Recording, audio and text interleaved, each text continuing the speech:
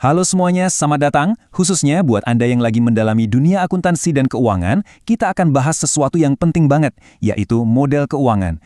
Ini bukan sekedar spreadsheet loh, tapi ini adalah cara kita menerjemahkan angka-angka menjadi sebuah keputusan strategis. Hari ini, kita bakal bongkar tuntas 7 model esensial yang wajib dikuasai setiap analis. Coba deh bayangin, Anda lihat laporan keuangan, isinya angka semua. Pusing kan? Gimana caranya menghubungkan semua titik itu biar jadi gambaran besar? Atau gimana caranya kita bisa prediksi arah perusahaan ke depannya?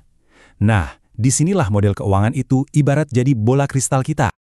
Oke, kita pakai analogi ya. Bayangin Anda ini semacam mekanik keuangan. Anda punya satu set kotak peralatan. Kan nggak mungkin kita pakai palu buat ngencengin baut, betul? Nah, sama halnya dengan modeling keuangan, setiap model yang akan kita bahas ini adalah alat khusus buat pekerjaan yang spesifik. Yuk kita buka kotak peralatannya satu-satu. Oke, yang pertama dan paling dasar, kita harus punya fondasi yang super kokoh. Ini adalah meja kerja kita, dasar dari hampir semua analisis keuangan yang akan pernah Anda lakukan. Ini dia, model 3 laporan. Titik awalnya di sini. Buat teman-teman yang lagi belajar akuntansi, ini nih wujud nyata dari semua teori yang kalian pelajari. Model ini menyatukan 3 pilar utama, laporan laba rugi, neraca, dan laporan arus kas, dalam satu sistem yang hidup dan saling terhubung. Jadi, kata kuncinya di sini itu terhubung secara dinamis. Tujuannya bukan cuma menjajarkan 3 laporan, tapi bikin ketiganya ngobrol. Kalau ada perubahan di satu bagian, misalnya laba bersih di laporan laba rugi naik, itu akan otomatis mengalir dan menambah kas di neraca. Keren kan? Disitulah kekuatannya. Nah, prosesnya gimana? Biasanya kita mulai dari atas, dari laporan laba rugi, proyeksikan pendapatan, terus turun ke bawah. Hasilnya, Anda nggak cuma dapat angka-angka proyeksi, tapi pemahaman mendalam. Efisiensinya gimana, profitabilitasnya oke nggak, sanggup bayar utang atau tidak. Ini ibarat ronsen keuangan lengkap sebuah perusahaan. Baik, meja kerja kita udah siap. Fondasinya udah kuat. Sekarang, waktunya kita keluarin alat-alat yang lebih canggih. Ini adalah alat-alat yang dipakai untuk mengambil keputusan bernilai miliaran, bahkan triliunan rupiah. Selamat datang di dunianya investment banking, merger dan akuisisi, dan private equity. Model-model di bagian ini adalah power tools dalam kotak peralatan seorang analis, dipakai untuk menilai transaksi-transaksi raksasa. Alat canggih pertama adalah model discounted cash flow, atau yang biasa disingkat DCF. Pernah kepikiran nggak, sebenarnya perusahaan ini nilainya berapa sih? Nah, model DCF ini mencoba menjawab pertanyaan fundamental itu dengan cara melihat ke masa depan. Konsepnya sebenarnya sederhana, uang yang kita pegang hari ini lebih berharga daripada jumlah uang yang sama di masa depan. Model ini mengambil semua proyeksi kas yang akan dihasilkan perusahaan di masa depan, lalu mendiskon atau menariknya kembali ke nilai saat ini. Hasilnya, kita dapat yang namanya nilai intrinsik perusahaan. Oke, beralih ke alat berikutnya. Yang ini punya pendekatan yang beda banget. Namanya model leveraged buyout atau LBO. Ini alat favoritnya para pemain di dunia private equity. Gampangnya gini, LBO itu kayak beli perusahaan tapi modelnya kebanyakan dari utang. Nah, model ini dipakai buat ngetes. Bisa nggak ya kita lakuin ini? Untung nggak?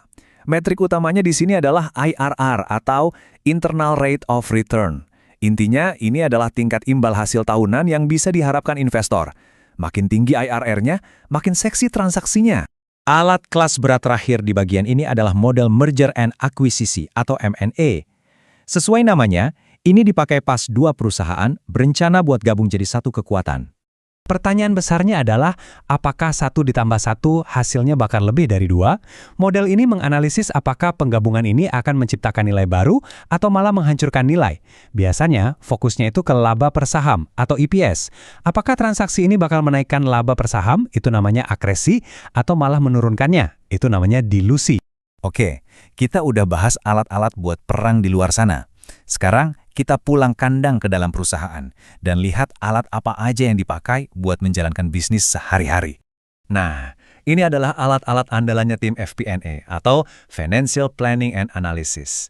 Mereka yang pakai model ini untuk memandu arah perusahaan dari bulan ke bulan dan dari tahun ke tahun. Di sini kita punya 2 sejoli yang sering disebut barengan, model budgeting atau penganggaran, dan model forecasting atau peramalan. Keduanya sama-sama melihat ke depan, tapi tujuannya agak beda. Slide ini menjelaskan perbedaannya dengan sangat jelas. Gini deh cara gampangnya, anggaran atau budget itu adalah rencana Anda, target yang mau dicapai. Anggap aja ini peta perjalanan Anda. Nah, sementara ramalan atau forecast itu adalah prediksi, kayak ramalan cuaca.